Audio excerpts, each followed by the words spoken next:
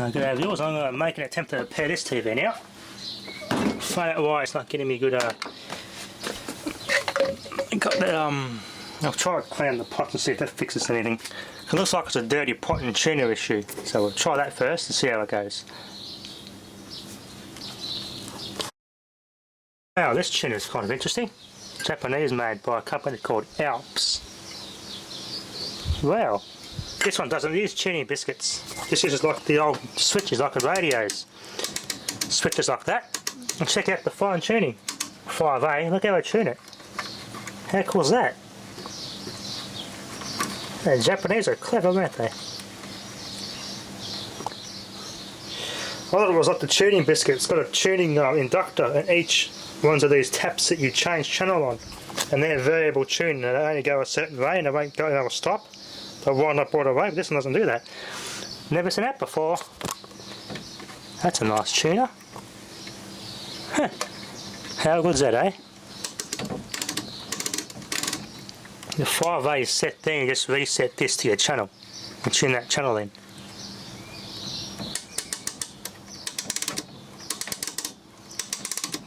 Interesting. That is cool. There's a coil and there's your little ferrite inductor. This pushes a slug, in and out of that coil to tune the channel in. Really cool stuff.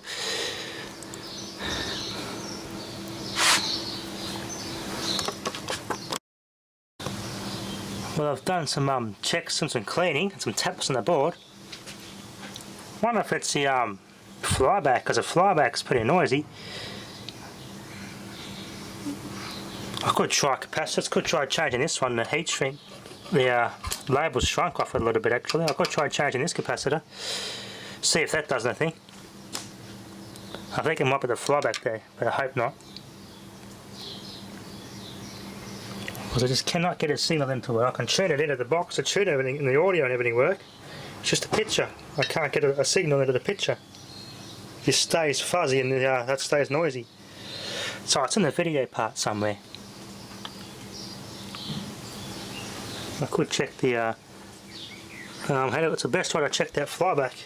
If I desolder it, drive it on a low power on a ZVS, draw a nice arc and see if it makes noises that way. If it's not noisy that way, then this transformer might be okay. Because I don't have a flyback tester.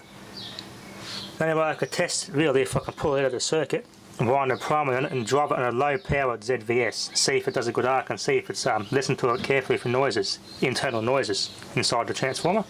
That'd be the only way I can test it.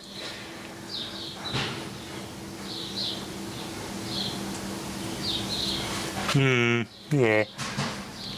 Hope it's not the flyback though. I'll check capacitors. I've got to go get my capacitor stash though. Actually, I might have some here. I'll check if I got any here first. Yeah, could try changing it. Just because it's heat shrunk, the label's shrunk a little bit, doesn't necessarily mean it's bad. Well, this capacitor's been getting hot next to that heatsink. I felt this, it was bloody hot, so this thing's possibly baked dry.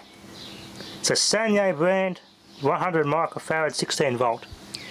First Sanyo cap I've come across. In a long time. 85 degrees Celsius, geez, not even 105 degrees Celsius rated. This is a modern Chinese flat panel television would come in handy, especially looking at the power supplies. It should have 105 degrees Celsius caps and things like that. But the brand I'm after a good brand. What was it again? 100 microfarad 16 volt I'm after. So we'll have a look to here, we'll replace it and see if it makes a difference. If so, we'll give this a test with the ESR meter. See what it tests. 35 volt 100 microfarad Rubicon. I've deliberately left it hanging with long leads so I can face it away from this heatsink. It looks kind of ugly, but it's only an 85 degrees Celsius for the cap, it's not going to matter. It won't get cooked like the previous one did. Oh, hang on, before I even do that, I've got to put the power knob back on, don't I? Put this back on, we'll see if it makes a difference. Another possibility could be this one here. There's one right near the bloody transistor too. One right down there. I wonder how that one there's going, that little one down there. We'll test. Oh, that sounds better. That sounds better, look at that. Aerial's hooked up. Hey, look at that. Hey, we got a picture.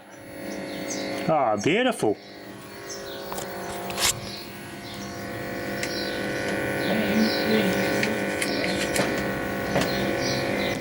I fixed it. Would you look at that? TV's fixed. So that must say, that tells me, I think this was responsible for driving the, or keeping the frequency stable that's driving that flyback. Because you've got the MOSFET in there, and this goes kind of like in circuit with that MOSFET on that heatsink. So this must have been responsible for driving the flyback at a certain frequency. The tube was lighting up alright, so I was getting the voltage, but it wasn't syncing the video signal properly, so that was the culprit. Well, ESR meter that. I bet it's definitely going to be bad, because that was pretty hot when I touched it. There was a heat from that heatsink baking it. So you can see it's heat shrunk the actual label on the capacitor down. It got cooked quite severely, that little component there. So they took the video signal out to the picture, so the flyback wasn't getting the video signal coupled in to the deflection and everything. So my little component did a lot of mischief to this TV. This thing's working fine now. Look at that. I'll back it back together and this TV's fixed. I'll leave the capacitor like that though. That's if you haven't got a 105 degrees Celsius rated capacitor, try that trick. Long leads and dangle it away and let it sit up away from that heatsink. I didn't have any heat shrink to put on those. I probably could have put heat shrink on those leads, but I'm not going to go twisting and knocking and shorting, chucking things and poking and anything, so that'll be fine. That'll last for years like that. It's not heavy enough to knock itself off the board either as the TV gets moved around. This thing's officially fixed. Alright, let's back it back together. Alright, so put it back together and all cleaned up. I even noticed still got the original plastic on this label when it was new from the factory. That screen protector like plastic on it. Still original. Pull on, push off. I like that, the pull on, push off volume controls. Really old school, I like it. There we go, it was a flyback that wasn't being jibbered properly because of that capacitor that was on it. I'm going to connect this directly now, just give you a minute here and I'll wire this back up.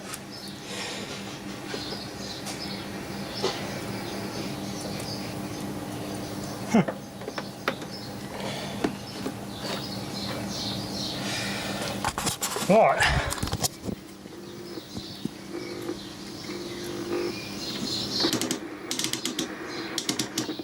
Simple fix, so easy it wasn't funny. You have to know a little bit about TVs to understand that though. It's quite easy, that's why I like fixing old TVs and stuff. Worth collecting. It's quite fun to fix up the old TVs. File browser. And I've got to adjust the vertical a bit.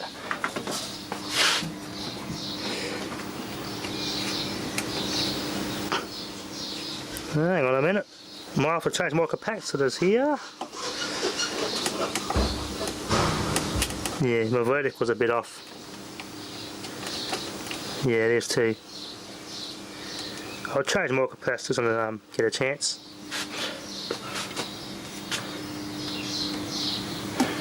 It's also to do with the tuning as well, the tuning a bit. There we go. The tuning has a lot to do with it as well. Just any old video here. Random video.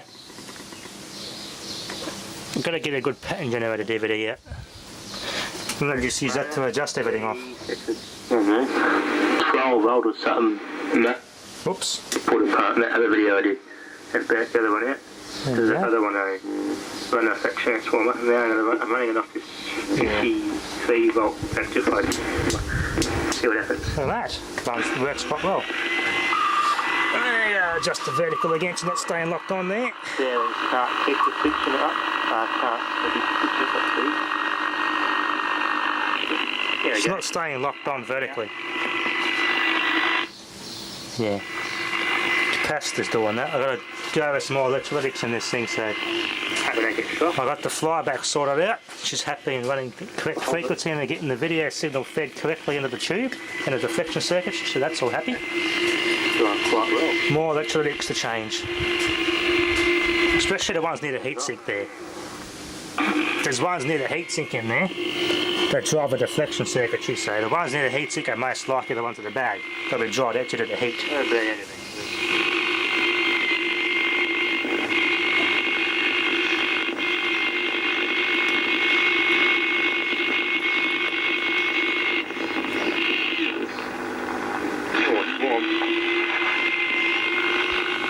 And you see as that flyback wasn't working properly at all, it actually took the audio out. I could tune, but the audio wasn't working too good either, so that one capacitor threw off the whole circuit there. Hey, it looks like we got a screen protector on this thing, but that's long gone. Would have clipped in here, I think. This model probably didn't have it actually, because it's only got the top here, where it looks like clips sort of gone in, but yeah, this model probably didn't have it. Fujitsu General. There you go, adjust a couple of the settings on here.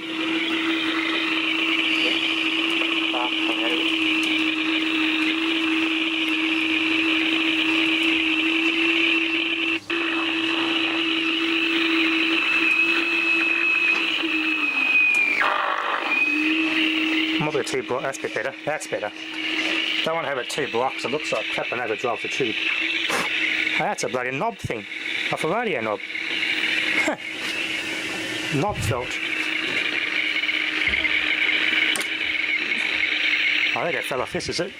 Mopped off the other one. I didn't pull those knobs off.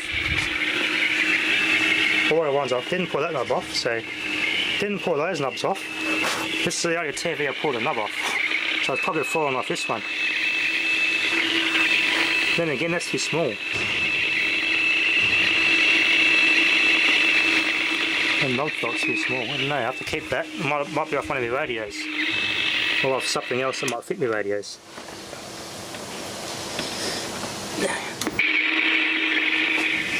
That's working very well now.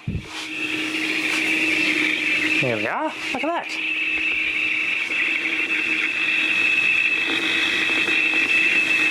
Working very well.